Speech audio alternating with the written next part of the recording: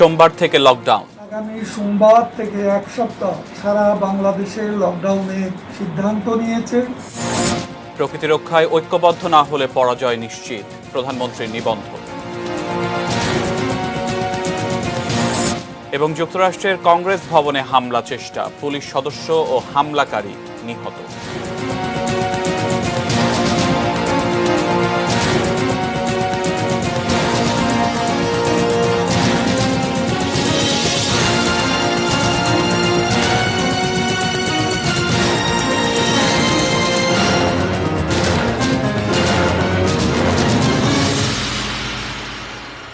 ATN news দেখছেন। আমন্ত্রণ জানাচ্ছি 3টা নিউজ আওয়ারে। আপনাদের সাথে আছে আমি সিয়াম রেজওয়ান। এতক্ষণ সংবাদ শিরোনামগুলো শুনছিলেন। VSL Angle Channel HB VSL Bikrampur steel limited. এবারে বিস্তারিত। করোনা সংক্রমণ কমাতে প্রথমবারের মতো লকডাউনে যাচ্ছে বাংলাদেশ। সোমবার থেকে এক সপ্তাহের জন্য এই সিদ্ধান্ত কার্যকর হবে। এর আগে গত বছর করোনা সংক্রমণের শুরুতে দফায় দফায় ৬৬ দিনের সাধারণ ছুটি দেওয়া হয়েছিল। করোনা ভাইরাসের সংক্রমণ ঊর্ধ্বমুখী, বাড়ছে মৃত্যুর সংখ্যা। হাসপাতালে ঠাঁই পেতে হিমশিম অবস্থা করোনা আক্রান্ত রোগীর। সংকটাপন্ন রোগীর জন্য মিলছে না আইসিইউ বেড। পরিস্থিতি যখন এমনই সংকটাপন্ন, কোনোভাবে কমানো যাচ্ছে না সংক্রমণ, তখন করোনা নিয়ন্ত্রণে লকডাউনের মতো সিদ্ধান্ত নিচ্ছে সরকার। করোনার সংক্রমণ দ্রুত ছড়াচ্ছে, লাফিয়ে লাফিয়ে বাড়ছে সংক্রমণ ও মৃত্যুরা। বিরাজমান পরিস্থিতিতে শেখ হাসিনার সরকার আগামী সোমবার থেকে এক সপ্তাহ সারা বাংলাদেশে লকডাউনের সিদ্ধান্ত নিয়েছে। লকডাউন হলেও খোলা থাকবে কলকারখানা, জরুরি সেবা সংস্থা এবং নিত্যপণ্য সরবরাহ।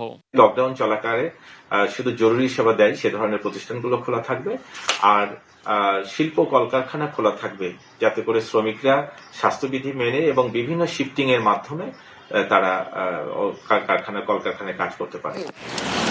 করোনা ভাইরাসের কারণে 2020 সালের 26 মার্চে প্রথম সাধারণ ছুটি ঘোষণা দিয়েছিল সরকার। যদিও তাকে লকডাউন বলা হয়নি তখন, সেই ছুটি কয়েক দফা বাড়ানো হয়েছিল, যার মেয়াদ ছিল 66 দিন। গত বছরের মার্চে সংক্রমণ শুরুর পর মাঝের কয়েক মাস কিছুটা নিয়ন্ত্রণে থাকলেও গত মাস থেকে আবারও সংক্রমণ বেড়েছে। সংক্রমণ বাড়তে শুরু করলে গত 29 মার্চ 18 দফা নির্দেশনা দেয় সরকার। তবে তাতে খুব একটা কাজ না হওয়ায় আসছে লকডাউনের মতো সিদ্ধান্ত। মহসিন কবির, এটিএন নিউজ, ঢাকা। দর্শক, যেমনটি দেখছিলেন, সোমবার থেকে সারা দেশে এক সপ্তাহের লকডাউন ঘোষণা করেছে সরকার। এদিকে করোনার সংক্রমণ রোধে আগেই 18 দফা নির্দেশনা জারি করা হয়েছে। সব মিলিয়ে জনগণ কতটা স্বাস্থ্যবিধি মেনে চলছেন জানতে কথা বলবো সহকর্মী আরিফ হোসেনের সঙ্গে। তিনি আছেন ঠিক এই মুহূর্তে ধানমন্ডি এলাকায়।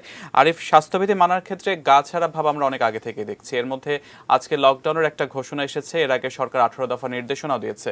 সব মিলে সাধারণের প্রতিক্রিয়া আমাদের জানাবেন। সিএম, আপনি নিশ্চয়ই জানেন ইতিমধ্যেই সোমবার থেকে সারা দেশে লকডাউনের পথে হাঁটছে বাংলাদেশ, কারণ করোনার তৃতীয় ঢেউ ইতিমধ্যেই বাংলাদেশে বসে। কিন্তু আমরা রাস্তায় এবং খাবার হোটেলগুলোয় যে চিত্র দেখেছি তা অনেকটা ভয়াবহ। কেউই স্বাস্থ্যবিধি মানছেন না এবং অধিকাংশ মানুষের মুখে মাস্ক নেই, এমন চিত্র দেখা গেছে। আমাদের সাথে রয়েছেন জেলা প্রশাসনের পক্ষ থেকে ম্যাজিস্ট্রেট মামুনুর রশিদ। আমরা যদি তার সাথে একটু কথা বলতে চাই যে আজকে আপনারা কি কি ধরনের অভিযান পরিচালনা করছেন এবং কি চিত্র দেখেছেন? আমরা প্রথম আমাদের রাজধানীর বিভিন্ন পয়েন্টেই করোনা ভাইরাসের পরিস্থিতি মোকাবেলায় আমরা অভিযান করছি। আমাদের উদ্দেশ্য হচ্ছে মানুষকে সচেতন করা। তো আজকে আমরা এখানে প্রথম স্টার কাবাবে আসলাম। স্টার কাবাবে দেখলাম যে পরিস্থিতিটা আমরা দেখলাম সেটা হচ্ছে উনরা আগের তুলনায় উনরা মন্ত্রী পরিষদ বিভাগের যে নির্দেশনা আছে, সরকারের যে নির্দেশনা আছে 50% লোক বসতে হবে। যেখানে 100% ক্যাপাসিটি থাকবে সেখানে শুধুমাত্র 50% বসতে পারবে। তো সেই অনুযায়ী এখানে এসে আমরা দেখলাম এইখানকার স্টাফরা স্বাস্থ্যবিধি মেনে চলছে এবং ওনারা স্বাস্থ্যবিধি মেনেই সবাইকে বসিয়েছেন। তো এবং যারা স্বাস্থ্যবিধি অনুযায়ী মাস্ক পরা এবং অন্যান্য সতর্কতামূলক এগুলো মেনে চলছেন। কিছু কিছু জায়গায় ব্যর্থ দেখেছেন কিনা আসলে অন্য হোটেলগুলোতে? আমরা কেবলমাত্র শুরু করেছি, তো আগের থেকে পরিস্থিতি বেশ ভালো মনে হচ্ছে। মানুষ মেনে চলছে, মানুষের ভেতরে করোনা ভাইরাসের যে ভয়াবহতা এটা তারা উপলব্ধি করতে পারছেন এবং তারা এ বিষয়ে সচেতন হওয়ার চেষ্টা করছেন। আমরাও সচেতন করছি, পাশাপাশি ওনারা নিজেরাও সচেতন হচ্ছেন। তারা ভয়াবহতা দেখতেছেন যে দিন দিন করোনা ভাইরাসে আক্রান্ত লোকের সংখ্যা বাড়ছে, মৃতের সংখ্যা বাড়ছে। তো সেজন্যই তারাই নিজে থেকে বেশি সচেতন হচ্ছে। এর পাশাপাশি আমরাও এ বিষয়ে তাদেরকে সচেতন করছি। সিয়াম, আপনি শুনতেই পাচ্ছিলেন যে আসলে জেলা প্রশাসনের যে অভিযান, সেই অভিযানে তারা বিন্দুমাত্র ছাড় দিচ্ছেন না, জিরো টলারেন্স নীতিতেই তারা অভিযান পরিচালনা করছেন। কিন্তু যেই সব হোটেলে স্বাস্থ্যবিধি মানছে সেগুলোয় তারা অ্যাপ্রিসিয়েট করছেন, তাদেরকে ধন্যবাদ জানাচ্ছেন এবং কিছু কিছু হোটেলে তারা ব্যত্যয় কিন্তু খুঁজে পেয়েছেন, যেই বিষয়গুলো তারা আগে পেয়েছেন। পরবর্তী সময়ে আমরা অনেকগুলো হোটেল দেখেছি যে হোটেলে যেই পরিমাণ অর্ধেক ধারণ ক্ষমতার কথা ছিল কিন্তু তার চেয়ে বেশি লোক। এছাড়া রাস্তায় আমরা যেই জিনিসটা দেখেছি, অধিকাংশ যুবক বয়সী যারা ইয়াং, যাদের বয়স 16 থেকে 40-এর মধ্যে, তাদের অনেকেরই মাস্ক পরার প্রবণতা নেই, কিন্তু যারা যারা মাস্ক পরেছেন তারা মাস্কটি থুতনির উপরে সেট করে রেখেছেন, এমন দৃশ্য আমরা দেখতে পেয়েছি। এছাড়া আপনার বিআইডব্লিউটি এর একটি অভিযান আমরা দেখেছি, যদিও এই প্রত্যেকটি অভিযানই ম্যাজিস্ট্রেট যারা ছিলেন অথবা সরকারি কর্মকর্তা তারা চেষ্টা করেছেন সাধারণ মানুষকে বোঝাতে এবং সচেতন করতে। সিয়াম। আরিফ হোসেন, আপনাকে অসংখ্য ধন্যবাদ। দর্শক, লকডাউনের ঘোষণা, সেই সাথে সাথে সরকারের 18 দফার নির্দেশনা, সব মিলিয়ে সাধারণ জনগণ কতটা স্বাস্থ্যবিধি মানছেন তাই জানাচ্ছিলেন ধানমন্ডি এলাকা থেকে সহকর্মী আরিফ হোসেন। আমরা লকডাউন বিষয়ে আরও বিস্তারিত জানবো। ঠিক এই মুহূর্তে আমাদের সাথে সিলেট থেকে যুক্ত হবেন সহকর্মী সজল ছত্রী। সজল, আপনি জিন্দাবাজার এলাকায় আছেন। আমরা মাস্ক নিয়ে সাধারণের আগ্রহ দেখেছি, যদিও ব্যবহার সম্পর্কে অনেকেই উদাসীন। মানুষ স্বাস্থ্যবিধি ঠিক কতটা মানছেন, সার্বিক বিষয় নিয়ে জানাবেন আমাদের।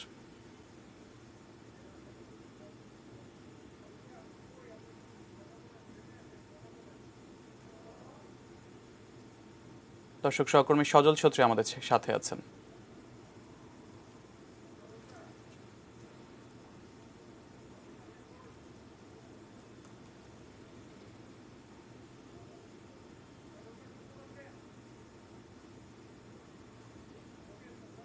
দর্শক, আমরা সহকর্মী সজল ছত্রীর কাছে যাব, তবে তার আগে আরেকটি বিষয়ে আমরা রিপোর্ট দেখে আসব।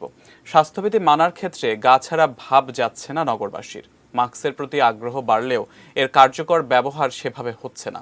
আর সেই সঙ্গে যানজট, ভিড়ের ব্যস্ত শহরে শারীরিক দূরত্ব বজায় রাখাই বাহুল্য।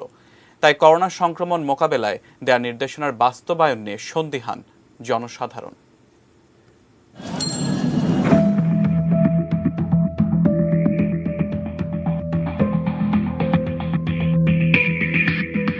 সাপ্তাহিক ছুটির দিনেও এমন ভিড়, কে বলবে দেশের করোনা পরিস্থিতি অবনতির দিকে? সংক্রমণ মোকাবেলায় 18 দফার লম্বা নির্দেশনার মধ্যে আছে স্বাস্থ্যবিধি মেনে ঘরের বাইরে চলাফেরা, গণপরিবহনে যাতায়াত, অহেতুক জটলা না করা, গণপরীক্ষার ক্ষেত্রে বিধিমানা। তবে নির্দেশনা ওই কাগজে কলমেই, বাস্তবায়ন গণপরিবহন বাদে আর কোথাও খুব একটা নেই। গায়ে গা ঘেঁষেই চলছে ব্যস্ত নগরীর মানুষের আসা যাওয়া। ভিড়ের মধ্যে সংক্রমণের আশঙ্কা নিয়েই নিত্য চলাফেরা। সচেতন যারা, মাস্কে তারা মুখ ঢাকলেও অসচেতনদের আটকাবে সে কার সাধ্য? তাই তো মাস্কে ঢাকা মুখ বাদে আর সব যেন সাধারণ সময়ের সাধারণ দৃশ্য।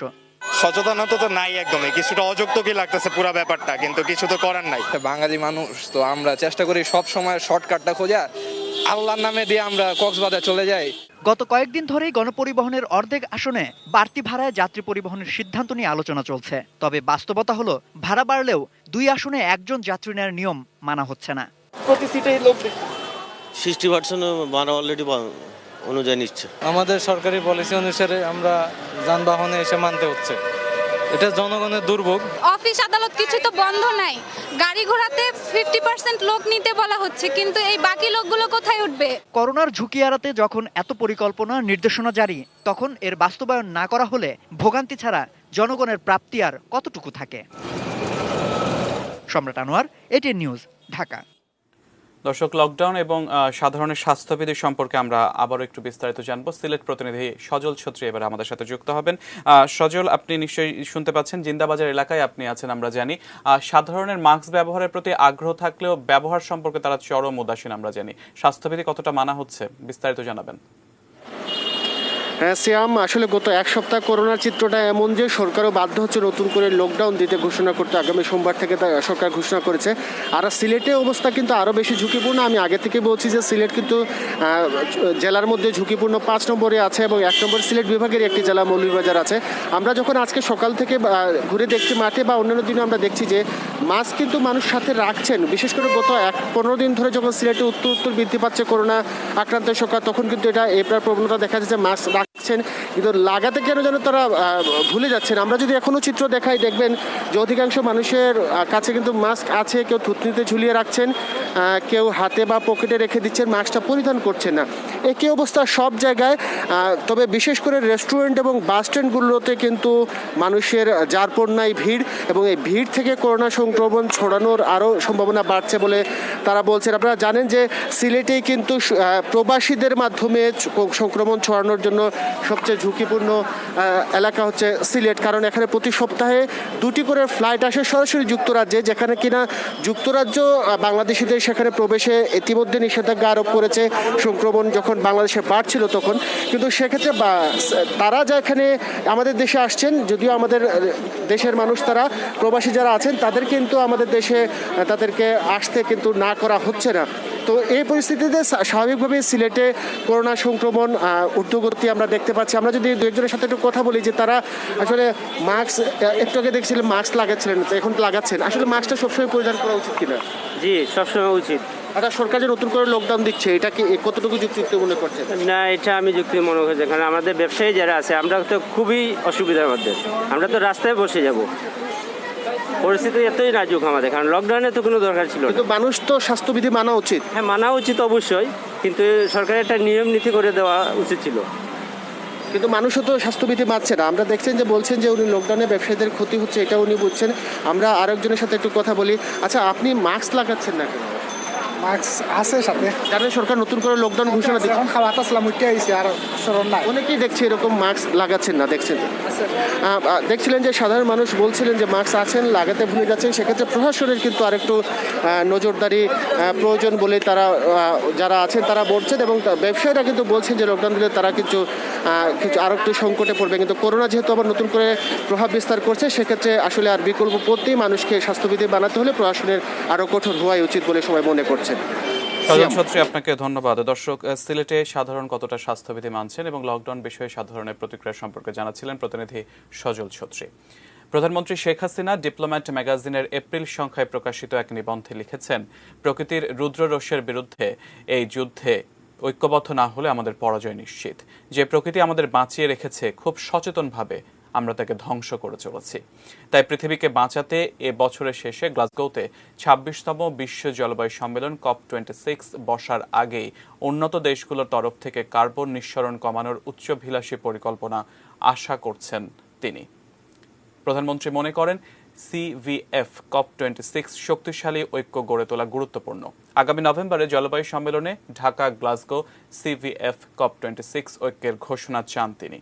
সেই সম্মেলনের আগে উন্নত দেশগুলোর কাছ থেকে কার্বন নিঃসরণ কমানোর রূপরেখা চাওয়ার পাশাপাশি জলবায়ু তহবিলের প্রতিশ্রুত অর্থ ছাড় করারও আহ্বান জানিয়েছেন প্রধানমন্ত্রী শেখ হাসিনা।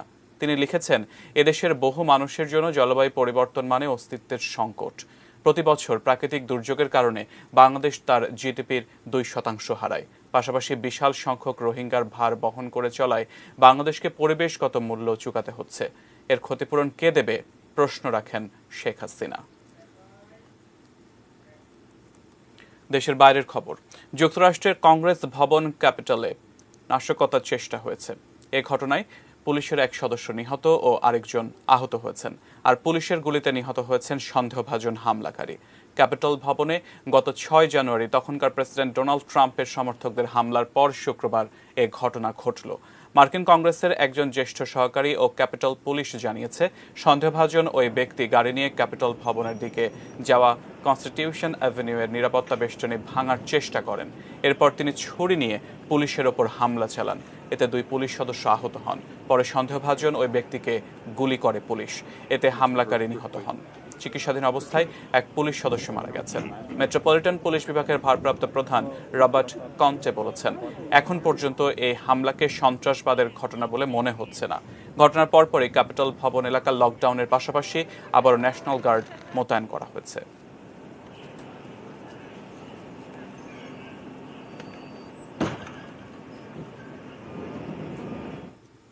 তিনটা নিউজ আওয়ার দেখছেন। সময় হলো বায়েজিদ স্টিল বিরতি নেবার। ফিরে অন্যান্য খবরের সাথে আরো যা থাকছে। নানিয়ারচরে চেঙ্গি নদীর ওপর সেতু, সাজেকে যাওয়া সহজ হলো। রমজান ঘিরে বাড়তি পণ্যের দাম।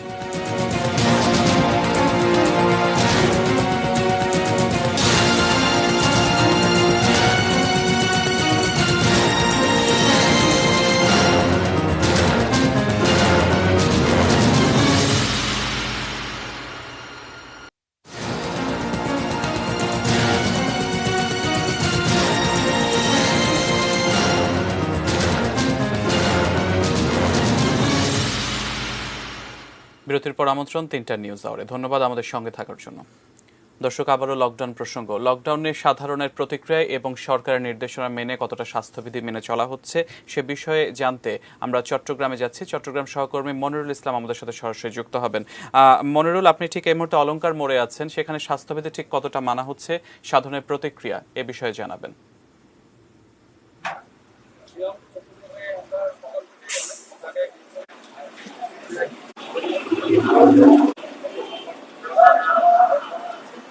আবার হিন্দি স্যার ঢুকে গিয়েছে।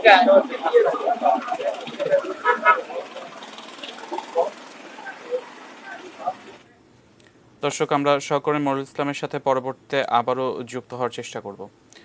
আমরা চলে যাচ্ছি অন্যান্য খবরে। উদ্বোধনের অপেক্ষায় পার্বত্য চট্টগ্রামের সবচেয়ে দীর্ঘ সেতুটি। নানিয়ারচরে চেঙ্গি নদীর ওপর নির্মিত এই সেতু দিয়ে যাতায়াতের প্রহর গুনছেন রাঙামাটিবাসী। জনপ্রিয় পর্যটন এলাকা সাজেকেও খুব সহজে যাওয়া যাবে এই সেতু দিয়ে। রাঙামাটি প্রতিনিধি পুলক চক্রবর্তীর তথ্য ছবিতে ডেস্ক রিপোর্টে দেখুন বিস্তারিত। কাপ্তাই হ্রদের কারণে সড়ক যোগাযোগ বিচ্ছিন্ন হয়ে যাওয়ায় কয়েক দশক ধরেই দুর্ভোগ পোহাচ্ছেন রাঙামাটির নানিয়ারচর, লংগদু এবং বাঘাইছড়ির বাসিন্দারা।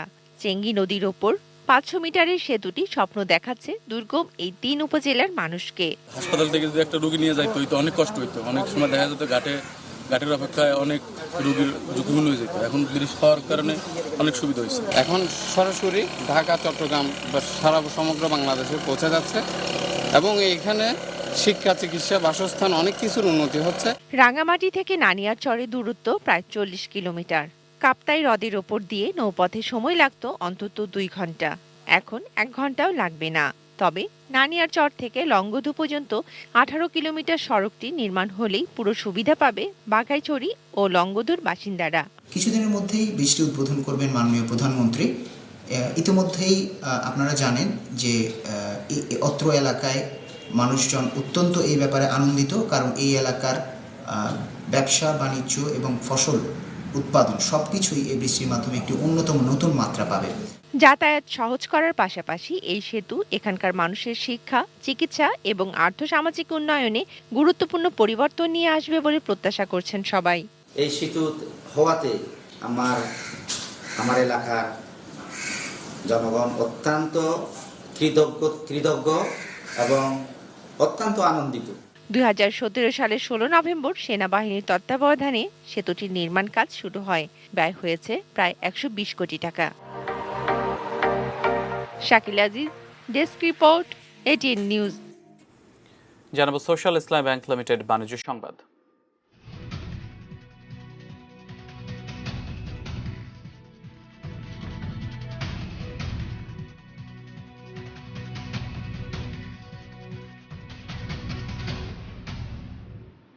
রমজানের মাসখানেক আগেই বাজারে বেড়েছে বিভিন্ন পণ্যের দাম। কেবল ছোলার বাজারের অবস্থায় ভিন্ন। রমজানে সবচেয়ে বেশি চাহিদার পণ্য ছোলা। এই সুযোগেই দাম বাড়ে। 65 থেকে 70 টাকা কেজিতে বিক্রি হচ্ছে ছোলা। একই সাথে কমতির দিকে মসুর সহ সব ডালের দাম। রাজধানীর বাজারে নিত্য দরকারি খাদ্যপণ্যের ঘাটতি নেই, তবুও মাসখানেক আগেই বেড়েছে তেল, চিনি, আটা, ময়দা, চালের দাম। খুচরা ব্যবসায়ীদের দাবি, রমজান শুরুর আগেই দাম বাড়ানো ব্যবসায়ীদের নতুন কৌশল। রমজান সামনে রেখে এবার আগেভাগে মাঠে নেমেছে সরকারি সংস্থা টিসিবিও। কম দামে পণ্য বিক্রি করছে তারা।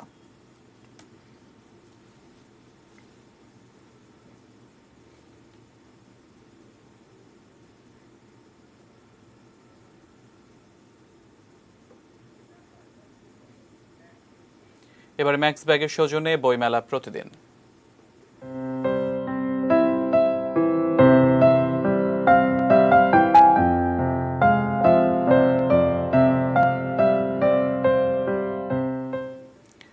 ষোলতম দিনে অমর একুশে গ্রন্থমেলা।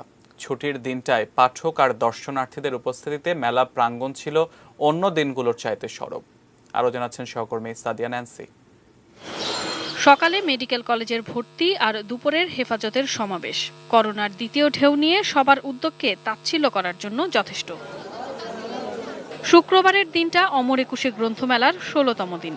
বৃহস্পতিবারই মেলার সময় পরিবর্তনের দাবি তুলেছিলেন প্রকাশকরা। একই দিনে মেলা বন্ধের সুপারিশ করেছে করোনা মোকাবেলায় গঠিত জাতীয় সুপারিশ কমিটি। দুই ইস্যুতে নিজেদের অবস্থান নিয়ে বাংলা একাডেমির কোনো বক্তব্য নেই এখনো। এমন পরিস্থিতিতে সকাল ১১টা থেকে শুরু হয় বইমেলার দ্বিতীয় শুক্রবার। এদিন বইমেলায় নতুন বই এনেছেন প্রকাশকরা ১৯৯টি। আমাদের সেলটা শুরুই হয় ৫টার পর থেকে বা ৬টার পর থেকে, সেই জায়গায় আমাদের ৬টার সময় বন্ধই হয়ে যাচ্ছে। আর এখন হচ্ছে গরমের সময়, তো বিকেলবেলা যখন হচ্ছে গরমটা একটু কমে তখন লোকজন আসা শুরু করে, কিন্তু হচ্ছে এবার তো আর সেই সুযোগটা নেই, যেহেতু মেলা বন্ধ হয়ে যাচ্ছে ৬:৩০টার সময়। করোনা সংক্রমণের আতঙ্ককে পাশে রেখেই বন্ধু, পরিবার আর পরিবারের সদস্যদের নিয়ে মেলায় আসেন বইপ্রেমীরা। যে বয়সের মানুষই মেলায় আসুক, বেশিরভাগ মানুষই মানছেন স্বাস্থ্যবিধি। কেউ কেউ তো মানতেছে, নিশ্চয়ই অনেকেই সচেতন আছে, আবার কেউ কেউ মানতেছে না। অনেকে মাস্ক পরেছে, তবে সামাজিক দূরত্বটা মনে হয় খুব একটা মানা হচ্ছে না। এবারের মেলায় কবিতা, উপন্যাসের পাশাপাশি গবেষণাধর্মী বইয়ের চাহিদাও বেশ, হওয়াটাই স্বাভাবিক। চলছে স্বাধীনতার সুবর্ণ জয়ন্তী। মিথোলজি, পুরাণ, ধর্মীয় তত্ত্ব, আপনার দেবতাদের গল্প, মমি, পিরামিড, ফারাওদের গল্প, আমাদের ক্লিওপেট্রা আছে, রামসিস আছে, এদের সবকিছুই যতটুকু সম্ভব নিয়ে আসার চেষ্টা করেছি। বইগুলি তো একটু মননশীল বই, গবেষণাধর্মী বই, মিথোলজির উপর যে দুটো বই আছে এটার চাহিদা আছে। আমরা মেলা করলাম, বইগুলো পাঠকের কাছে পৌঁছালো না, মানুষ আসলো, এবং করোনার সময় যদি আরও সিচুয়েশন খারাপ হয়, পরিস্থিতি খারাপ হয়, সেটা ওভারঅল সবকিছুর জন্য খারাপ। আমাদের পরিকল্পনাটা আমার কাছে মনে হয় না সঠিক ছিল। Sadia Nancy, ATN news, Dhaka. জানাবো মেটাল প্রেজেন্টস কৃষি সংবাদ, সুজলা সুফলা।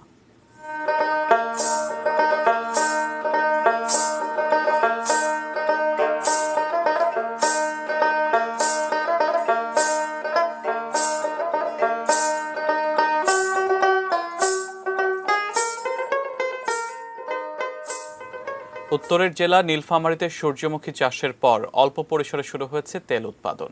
স্বাস্থ্যকর ও মূল্যবান এ তেল আশার আলো দেখাচ্ছে কৃষক ও কৃষি কর্মকর্তাদের। সাদ্দাম আলীর ছবিতে নীলফামারী থেকে জানাচ্ছেন সহকর্মী মিল্লাদুর রহমান মামুন। বিস্তীর্ণ সবুজের মাঠ, হলুদ আর সবুজের মিশেলে বড়ই নয়নাভিরাম এই দৃশ্য। কৃষি বিভাগের উদ্যোগে জেলার প্রায় ২,০০০ বিঘা জমিতে এবারই প্রথম পরীক্ষামূলক চাষ হয়েছে সূর্যমুখীর। স্বল্পমেয়াদী ফসল হওয়ায় ২ ফসলি জমিকে ৩ ফসলিতে রূপান্তরের স্বপ্ন দেখছেন কৃষকরা। সূর্যমুখীটা খুব সুন্দর দেখা যাচ্ছে। আমরা সূর্যমুখী ফুল গাছ লাগাইছি, দেখা যায় এবার লাভ হতে পারে আশা করি। আবাদ আরো যদি সুন্দর পাই তাহলে সামনের বছর আরো বেশি করে আবাদ করব। ভোজ্য তেল হিসেবে সয়াবিনের চেয়ে নিরাপদ ও স্বাস্থ্যকর সূর্যমুখী তেল। কৃষি প্রণোদনা ও পুনর্বাসন কর্মসূচির আওতায় কৃষকদের বিনামূল্যে বীজ বিতরণ ছাড়াও সূর্যমুখী চাষে প্রশিক্ষণ ও পরামর্শ দিচ্ছে কৃষি বিভাগ। কীটনাশক কখন কোনটা প্রয়োগ করতে হবে, ব্যবহার করতে হবে, আমরা সকল পরামর্শ কৃষকদেরকে দিয়েই আমরা এই চাষাবাদ এ পর্যন্ত করে আসছি। সূর্যমুখী একটি ভালো তেল ফসল, যেখানে প্রায় 40 থেকে 45% লিনোলিক অ্যাসিড আছে। এখানে ক্ষতিকারক ইরোসিক অ্যাসিডটা নেই। অল্প পরিসরে হলেও শুরু হয়ে গেছে সূর্যমুখী বীজ থেকে তেল উৎপাদনের প্রক্রিয়া। সাধারণ ঘানিতে করা যাচ্ছে স্বাস্থ্যসম্মত এই তেল। গ্রাহক চাহিদা বাড়লে ভবিষ্যতে চাষ ও উৎপাদন দুইই বাড়বে বলে মনে করেন উদ্যোক্তারা। ম্যানুয়াল যে ঘানি আছে, অর্থাৎ মোটর চালিত ঘানি, এখানে আমরা এটা ভাঙাই, ভাঙানোর পর নর্মাল অন্যান্য বীজের মতো আমরা তেল এখান থেকে উৎপাদন করি। এরপর আমরা এটাকে ইউভি ফিল্টার দিয়ে জীবাণুমুক্ত করি, তারপর আমরা প্যাকিং করে এটা বাজারজাত করি। সীমিত আকারে বর্তমান শুরু করেছি। এটা গ্রাহকের চাহিদা বেড়ে গেলে আমরা বৃহৎ আকারে আবার পরবর্তী সময় শুরু করব। বিস্তীর্ণ সূর্যমুখী ক্ষেতের সবুজ এবং হলুদের মিশেলে এক দৃষ্টিনন্দন পরিবেশে তৈরি হয়েছে। কৃষকরা বলছেন, সূর্যমুখী চাষ করে এবার যদি তারা লাভের মুখ দেখেন তাহলে ভবিষ্যতে এর পরিধি আরও বাড়িয়ে দেবেন। মিল্লাতুর রহমান মামুন, এটি নিউজ, নীলফামারী। আরও একবার বাইজিদ স্টিল বিরতি নিচ্ছে, এরপর আরও থাকছে। সোমালিয়ায় সেনা ঘাঁটিতে শাবাব জঙ্গিদের হামলা।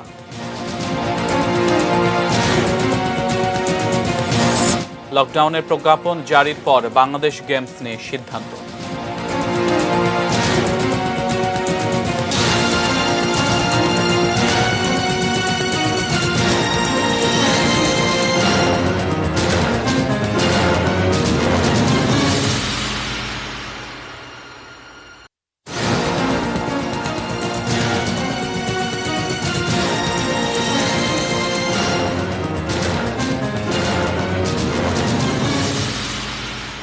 বিরতির পর আরও একবার আমন্ত্রণ 3টা নিউজ আওয়ারে। আবারও দেশের বাইরের খবর জানাবো।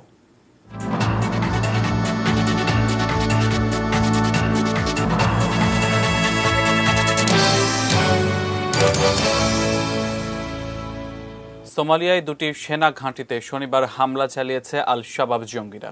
রাজধানীর প্রায় 100 কিলোমিটার দক্ষিণ পশ্চিমে অবস্থিত বাড়িরে ও আউধিকালে সেনা ঘাঁটিতে হামলার খবর নিশ্চিত করেছে সেনা কর্তৃপক্ষ। তবে এই হামলায় হতাহতের সংখ্যা সহ বিস্তারিত কিছু জানানো হয়নি।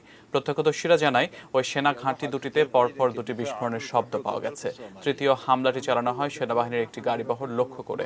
সেনা ঘাঁটিতে হামলার পর সেখানে শক্তি বৃদ্ধি করতে সেনাবাহিনীর এই বহরটি রওনা হয়েছিল বলে বার্তা সংস্থা রয়টার্সকে টেলিফোনে জানিয়েছেন সেনা কর্মকর্তা আহমেদ আবদুল্লাহি।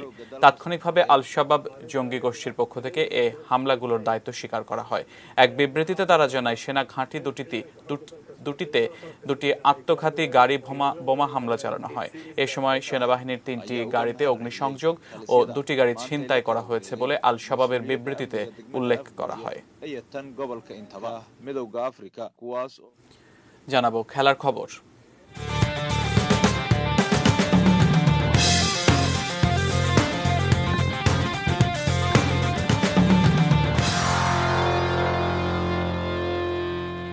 লকডাউনের প্রজ্ঞাপন জারি হওয়ার পর আলোচনা করে বঙ্গবন্ধু বাংলাদেশ গেমসের ব্যাপারে সিদ্ধান্ত নেওয়া হবে। তবে আপাতত 4 এপ্রিল পর্যন্ত এই আসর চলবে বলে জানিয়েছেন গেমসের স্টিয়ারিং কমিটির চেয়ারম্যান বশির আহমেদ মামুন।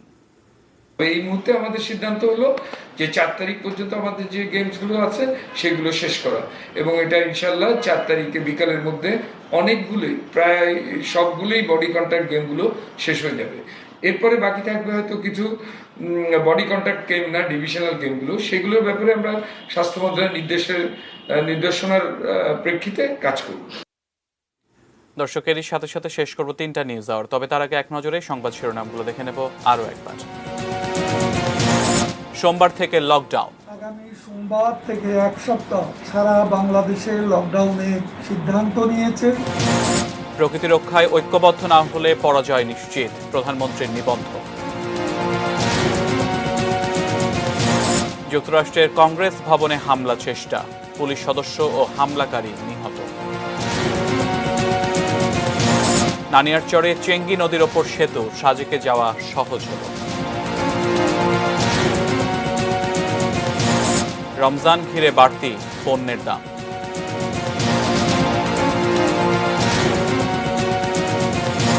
সোমালিয়ায় সেনা ঘাঁটিতে শাবাব জঙ্গিদের হামলা।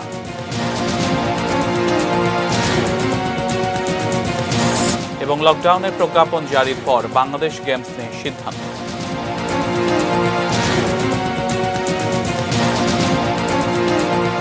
তিনটা নিউজ আর ছিল পর্যন্ত। সবসময় সঙ্গে থাকুন আর দেখতে থাকুন এটিএন নিউজ। আর এটিএন নিউজের ব্রেকিং নিউজ আপনার মোবাইলে পেতে টাইপ করুন START স্টার্ট স্পেস AN লিখে তা পাঠিয়ে দিন 5959 এই নম্বরে।